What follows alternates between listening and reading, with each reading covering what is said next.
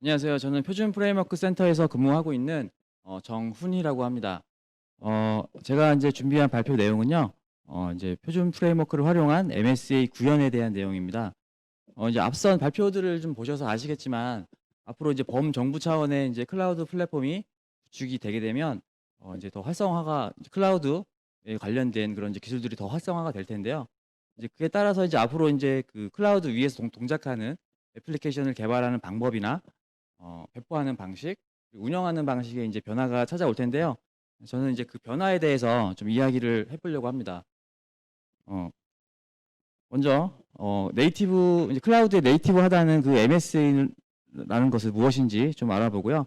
그리고 그 MSA를 구성하고 있는 마이크로 서비스는 어떻게 개발할 수 있는지, 그리고 MSA 환경에서 배포와 운영은 어떻게 하는지 좀 알아보겠습니다.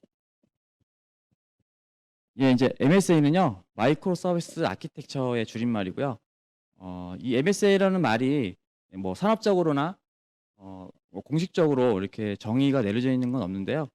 그래도 이제 통상적으로 이제 우리가 이제 MSA라고 이제 공감대를 가지고 이야기하는 것은 이제 대략 이제 이렇습니다. 이제 하나의 어플리케이션을 여러 개의 서비스로 나눠서 이제 이 서비스들을 조합하여 본래의 목적인 서비스를 제공하는 것이라고 할 수 있겠습니다. 그래서 이제 이 MSA를 이제 이야기할 때 항상 그 비교하는 대상이 있는데요. 그게 이제 왼쪽에 있는 이제 모놀리스 아키텍처라는 것입니다. 이제 전통적인 개발 방식이죠. 하나의 이제 어플리케이션 안에 여러 개의 서비스들을 이제 포함하고 있는 그런 구조를 띠고요. 그리고 DB도 이제 단일한 DB를 가지고 있는 이런 형태를 띱니다. 그에 비해서 이제 마이크로 서비스 아키텍처는 이제 각각의 기능별로 서비스들이 분리가 되고, 그리고 이제 그 분리된 서비스들은 각자 또 독립된 DB를 또 갖게 됩니다. 그리고 이 서비스들은 각자 이제 또 독립적으로 배포되고 운영이 되게 됩니다. 또 그리고 서비스들 간의 이제 통신은 RESTful API를 이용해서 이제 통신하게 되고요. 이제 보통 제이슨으로 많이 하죠. 그래서 이제 이 MSA를 쓰면 이제 모놀리스에 비해서 도대체 뭐가 좋아지냐 이렇게 물어보신다면 첫 번째로 이제 장의 격리와 복구가 쉬워진다는 그런 장점이 있습니다. 기존 모놀리스에서 특정한 서비스에 이제 트래픽이 발생해서 이제 뭐 지연이나 장애가 발생했을 때 그 장애로 인해서 그 어플리케이션 전체에 이제 지연이나 장애가 이제 다운이 되거나 그런 이제 문제가 발생할 수 있었다면 이 MSA에서는요 특정 서비스에만 장애가 발생이 되게 되고 그 장애로 인해서 시스템 전체에 영향을 주지 않습니다. 그래서 전반적으로 시스템을 이제 안정적으로 운영할 수 있게 되고요. 그리고 이 서비스는 이제 규모가 작기 때문에 복구하기도 쉽고요. 이제 복구도 이제 빠르게 이제 할 수 있는 그런 장점이 있습니다. 그리고 이제 두 번째로는 비용 효율적으로 이제 확장이 가능하다는 점인데요. 기존 이제 모놀리스에서는 이제 특정 서비스에 트래픽이 몰려서 뭐 해당 서비스만 이렇게 확장을 하고 싶어서도 그게 이제 어렵죠. 이제 그래서 어플리케이션을 전체를 확장할 수 있는 하는 방법밖에 없는데 이 MSA에서는 특정한 서비스만 이렇게 확장할 수 있기 때문에 비용 효율적으로 확장이 가능하다는 말씀이고요. 그 외 장점으로는 이제 코드 규모가 작기 때문에 이제 유지 보수하기가 이제 쉬워지고요. 그리고 이제 빠른 배포와 실행이 가능해집니다. 그로 인해서 이제 서비스 개선 속도가 이제 증가하게 되고, 그리고 이제 서비스별로 이제 최적화된 이제 개발 언어하고 DB를 선택해서 사용이 가능합니다. 기존 모놀리스에서는 하나의 어플리케이션을 개발할 때 뭐 자바를 이용해서 개발하고 DB는 MySQL을 이용해서 이렇게 시스템을 개발했다면 이것을 다른 언어나 다른 DB로 이제 교체하는 것은 이제 쉽지가 않죠. 하지만 MSA에서는 각각의 서비스들의 이제 규모가 작기 때문에 각각의 서비스들을 다른 언어나 다른 DB로 이제 교체하기가 이제 더 모놀리스보다 이제 더 용이하죠. 그리고 새로운 서비스를 추가하더라도 그 서비스에 맞는 적합한 개발 언어와 DB를 선택해서 개발을 할 수가 있게 됩니다. 그래서 신기술 도입에도 더 이제 유리하다는 말씀이고요. 이제 MSA가 주는 장점이 이렇게 많기는 한데 단점도 분명히 있습니다. 그래서 이 아래와 같은 사항들을 이제 고려를 하셔서 도입을 하셔야 되는데 이 부분은 좀 내용이 좀 많아요. 그래서 제가 설명하기에는 좀 시간이 좀 부족할 것 같아서 장표에다가 제가 좀 하고 싶은 이야기를 좀 많이 적어놨거든요. 요거는 발표 끝나고 발표 자료를 참조해서 한 번씩 읽어보시면 되겠습니다. 기본 골자는 그거예요. 우리 시스템이 과연 MSA에 적합한 시스템이냐? 이거거든요. 그 다음으로 마이크로 서비스는 어떻게 개발할 수 있는지 알아보겠습니다.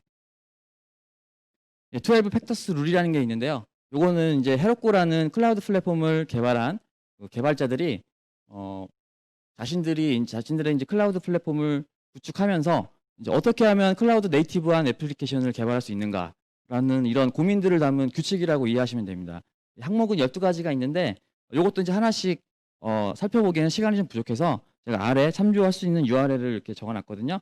12팩터.net에 들어가시면요. 한글로 번역되어 있는 번역본까지도 제공을 하고 있습니다. 그래서 읽고 이해하시는 데는 크게 어려움이 없으실 거예요. 한 번씩 읽어보시면 좋으실 것 같고요. 그 다음에 이제 마이크로 서비스는요, 이제 스프링 부트를 이용해서 이제 개발을 합니다. 표준 프레임워크가 이제 스프링 프레임워크로 이제 기반으로 되어 있잖아요. 그래서 자바 이제 개발자들한테 굉장히 친숙한 프레임워크인데, 이 스프링 부트는 스프링 프레임워크 기반으로 개발한 그 애플리케이션을 쉽고 빠르게 이제 시작해주는 그런 도구입니다. 이제 기본적으로 이제 서블릿 컨테이너 같은 것들을 내장시켜가지고 별도의 와스가 없어도 이제 단독으로 실행이 가능한 애플리케이션을 만들어주는데요. 그거 외에도 이제 관례적으로 우리가 이제 많이 세팅해서 쓰는 그런 설정들을 라이브러리 밑단에서 이제 기본으로 다 해놓기 때문에 개발자가 어떤 기능을 쓰고 싶다고 선언만 해주면 그 밑에 설정되어 있는 관례적으로 많이 설정되어 있는 그 설정들이 기본으로 세팅이 돼서 바로 애플리케이션을 빨리 개발할 수 있는 그런 장점이 있죠. 그리고 이제 스타터라는 게 있는데 요거는 이제 유형별로 이제 디펜더시들을 이제 그룹핑해 놓은 그런 것들인데 요것도 선언만 해주면은 관련된 기능, 관련된 라이브러리들이 한꺼번에 쭉 들어오는 이런 의존성을 관리를 간편하게 해주는 장점이 있습니다. 그리고 또 무엇보다 이 스프링 부트를 이용해서 애플리케이션을 개발하면 컨테이너 위에 올려서 실행하기에 적합한 애플리케이션이 된다. 이렇게 보시면 되겠습니다. 그래서 이 스프링 부트와 이제 표준 프레임워크를 활용해서 이제 MSA를 구축하신다면 이제 아래와 같은 그림이 되겠죠. 각각의 서비스는 이제 스프링 부트와 표준 프레임워크 실행 환경을 이용해서 개발을 이제 하게 됩니다. 그래서 이제 부트를 만약에 적용하신다면 만약에 이제 메이븐을 사용하고 계신다면은 스프링 부트 디펜던시하고 표준 프레임워크 디펜던시를 이렇게 추가해 주시면은 해당 라이브러리나 애노테이션을 쓸 수 있고요. 그리고 애플리케이션을 실행하는 메인 클래스 위에다가 스프링 부트 애플리케이션이라는 애노테이션을 달아주시면 기본적으로 이제 이 부트를 이용해서 애플리케이션 실행할 수 있게 됩니다. 물론 이 뒤에 디테일한 설정들이 더 있긴 한데 여기서는 그 설정을 생략을 하겠습니다. 다음으로 이제 서비스 메쉬라는 것을 좀 설명을 드릴 건데요. 요거는 제가 예시를 들어서 한번 설명을 드려보겠습니다. 이 MSA를 구축을 했는데 특정한 서비스에 이제 트래픽이 갑자기 몰렸어요. 그러면 이제 우리는 이제 어떻게 대응을 할 수 있을까요? 해당 서비스들을 늘려주면 되겠죠. 이렇게 수평 확장을 해주면 되는데 이 서비스들을 늘리게 되면은 각각의 그 서비스들은 고유한 네트워크 주소들을 가지게 됩니다. 그럴 경우에 그 추가된 서비스들의 네트워크 주소는 어떻게 알 것이며 그리고 그 서비스들을 어떻게 연결해주고 그리고 로드 밸런싱, 그 부하 분산은 어떻게 해줄 것인지 그리고 특정한 서비스가 이제 장애가 발생했을 때 그 해당 서비스로의 호출은 어떻게 차단하고 호출되었더라도 동일한 다른 서비스로 어떻게 다시 재호출을 해줄 수 있는 이러한 기능들, 이러한 이제 마이크로 서비스들 간의 인터페이스 이슈가 발생하는데요. 이런 이제 이슈를 보완하는 개념을 서비스 메쉬라고 이해를 하시면 되겠습니다. 서비스 메쉬의 이제 주요 기능들로는 뭐 이런 것들이 있습니다. 설정, 외부 중앙화, 서비스 탐색, 그리고 라우팅, 로드 밸런싱, 장애 차단, 회복 뭐 이런 것들이 있는데 이거 외에도 더 있기는 있습니다. 근데 주요한 이제 핵심 기능은 이런 것들이고요. 그래서 서비스 메쉬를 구현하는 방법으로는 제가 한 3가지 정도로 꼽아봤습니다. 첫 번째로 특정한 클라우드 플랫폼이나 이런 도구 없이 애플리케이션 레벨에서 이 서비스 메쉬를 구현하는 겁니다. 그게 이제 제가 뒤에 또 설명드릴 스프링 클라우드인데요. 스프링 클라우드에 포함되어 있는 넷플릭스 OSS라는 오픈 소스가 이 서비스 메쉬의 핵심적인 기능들을 구현하고 있습니다. 그리고 두 번째로 클라우드 플랫폼에서 지원하는 기능을 활용할 수도 있고요. 그리고 뭐 쿠버네티스 같은 컨테이너 관리 도구를 이용해서도 이 서비스 메쉬를 구현할 수 있습니다. 다음으로 이제 스프링 클라우드인데요.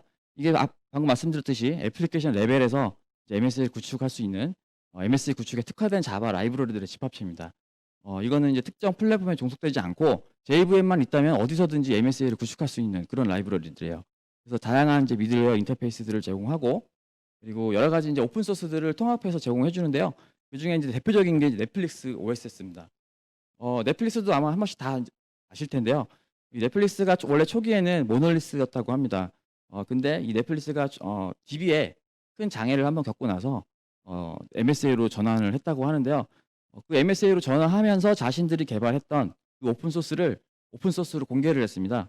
이제 그거를 스프링 클라우드가 한번 랩핑해서 스프링 개발자들이 좀 더 쉽게 쓸 수 있게 제공을 해줍니다. 그리고 이 스프링 클라우드에는 이 넷플릭스 OSS 말고도 여러 가지 이제 굉장히 유용한 컴포넌트들이 되게 많거든요. 요거는 제가 시간 관계상 설명은 생략하겠습니다. 다음으로 이제 MSA 환경에서 배포와 운영은 어떻게 할 수 있는지 알아보겠습니다. 예, 마이크로 서비스를 실행할 수 있는 환경은요, 크게 이제 세 가지 정도로 이제 분류할 수 있겠습니다. JVM을 깔아가지고 그 위에 이제 스프링이나 자바로 개발한 애플리케이션을 직접 실행하는 방법이 있을 거고요. 그리고 그 애플리케이션을 컨테이너, 도커 같은 컨테이너 기술을 이용해서 컨테이너를 띄워서 실행하는 방법이 있을 테고요. 그리고 쿠버네티스까지 도입해서 그 컨테이너들을 자동으로 관리해주는 그렇게 할 수 있는 방법이 있습니다. 요거는 이제 비용이나 이제 기간이나 역량을 따라서 자체적으로 판단하셔가지고 선택을 하시면 되겠습니다. 다음으로 이제 배포인데요. 이게 MSA 특성상 이 마이크로 서비스들은 늘어날 수밖에 없는 구조입니다. 그래서 이 서비스들을 만약에 이제 개발자가 일일이 하나씩 한 땀 한 땀 배포를 한다고 한다면 굉장히 이제 많은 오버헤드가 걸리게 되겠죠. 그렇기 때문에 이런 이제 CI/CD 도구를 도입해서 각각의 그 실행 환경에 맞는 파이프 라인을 구성하셔가지고 자동으로 배포할 수 있는 이런 시스템을 구축을 하셔야겠습니다. 다음으로 컨테이너인데요. 컨테이너도 다 잘 아실 텐데 이건 가상화 기술의 일종이죠. 뭐 여러 말로 표현할 수 있겠지만은 가장 이제 뭐 쉽게 이야기해서 경량화된 VM이다. 뭐 이렇게 이해하시면 쉽겠습니다. 뭐 기존 VM은 호스트 OS 위에다가 게스트 OS 깔아가지고 그 위에다가 이제 애플리케이션을 배치하는 방식이었다면 이 컨테이너는 호스트 OS에다가 도커와 같은 이런 컨테이너 런타임만 설치하면 그 위에다가 언제든지 컨테이너를 올려서 실행할 수 있게 되죠. 그래서 게스트 OS가 없기 때문에 굉장히 가볍고 빠르게 동작하고요. 그리고 VM과 마찬가지로 격리된 실행 환경을 제공합니다. 그래서 이 컨테이너 기술 중에 이제 가장 이제 많이 알려지고 많이 쓰이는 게 이제 도커죠. 도커도 다 다들 잘 아실 텐데 이 도커를 만약에 이용해서 이제 배포를 하게 된다면 대략 이제 아래와 같은 그림으로 배포를 하게 됩니다. 개발자가 개발한 그 마이크로 서비스를 도커 이미지를 생성하고요. 도커 라이징이라고도 하죠. 그래서 이미지를 만든 거를 도커 허브, 그러니까 퍼블릭 레지스트리에다가 올리던지 아니면 내부망 뭐 프라이빗 레지스트리에다가 푸시해가지고 저장한 다음에 각각의 운영 환경에서 그 올려져 있는 저장소에 올려져 있는 이미지를 땡겨다가 컨테이너에 올려서 실행할 수 있는 이런 이제 배포 절차를 거치게 됩니다. 다음으로 이제 쿠버네티스인데요. 쿠버네티스는 그리스어로 이제 조타수, 항해사 이런 의미가 있습니다. K8S라고도 불리고요. 쿠버네티스의 그 앞뒷 문자 K와 S 사이에 8개의 문자가 있다고 해서 K8S라고 불리고요. 구글에서 공개한 오픈소스죠. 그래서 구글의 그 컨테이너를 관리하는 여러 가지 그 노하우들이 고스란히 녹아들어가져 있는 오픈소스라고 보시면 됩니다. 이 도커가 컨테이너를 실은 선박이라고 표현할 수 있다면 이 쿠버네티스는 그 선박들을 총괄로 지휘하는 지휘자 같은 역할이라고 이해하시면 됩니다. 그래서 컨테이너를 지휘한다고 해서 컨테이너 오케스트레이션 툴이라고도 합니다. 그래서 이 쿠버네티스를 사용하는 목적은 기본적으로 서버들을 일단 잘 관리하기 위함에 있습니다. 더 정확하게 이야기해서는 컨테이너들을 효율적으로 자동으로 관리하기 위함이죠. 그래서 이 쿠버네티스는 기본적으로 아까 설명드렸던 그 서비스 메시 기능들의 대다수를 포함하고 있지만 그거 외에도 이 컨테이너들을 이제 자동으로 관리해주는 기능들이 더 추가되어 있거든요. 이 컨테이너 관리 기능 때문에 아주 이제 각광받고 있는 그런 기술이죠. 그래서 이 쿠버네티스를 도입해서 시스템을 만약에 운영한다 하면 이제 효율적인 고가용성 시스템을 운영할 수 있게 된다. 이렇게 이해하시면 됩니다. 그래서 마이크로 서비스는 스프링 부트와 저희 표준 프레임워크 실행 환경을 이용해서 개발한다고 말씀드렸고요. 그리고 그 개발한 마이크로 서비스를 도커를 이용해서 컨테이너를 올리고요. 그리고 쿠버네티스까지 도입해서 그 컨테이너들을 자동으로 관리해 줄 수 있는 만약에 컨테이너 기반의 클라우드 플랫폼을 구축하신다면 이러한 구조가 제가 봤을 때는 가장 이상적인 구조가 아닌가 저는 그렇게 생각을 하고요. 그리고 이 스프링 부트는요. 쿠버네티스하고 또 상호 연동되는 기능들이 또 있습니다. 이 부트의 액추에이터라는 그런 이제 애플리케이션의 상태 정보들을 제공해 주는 게 있는데 그거하고 쿠버네티스의 이제 프로브라는 게 있습니다. 컨테이너의 상태를 확인하고 제어하는 그런 게 있는데 그 두 개가 서로 상호 연동돼서 제어할 수 있는 그런 기능이 들어가 있고요. 그리고 스프링 클라우드로 개발한 애플리케이션을 쿠버네티스 위에다가 올려서 실행할 수도 있습니다. 뭐 서비스 메시 기능은 스프링 클라우드 넷플릭스 OSS를 이용해서 구현하고 컨테이너 관리 기능만 쿠버네티스 거를 사용하고 이런 식으로 조합도 가능하고요.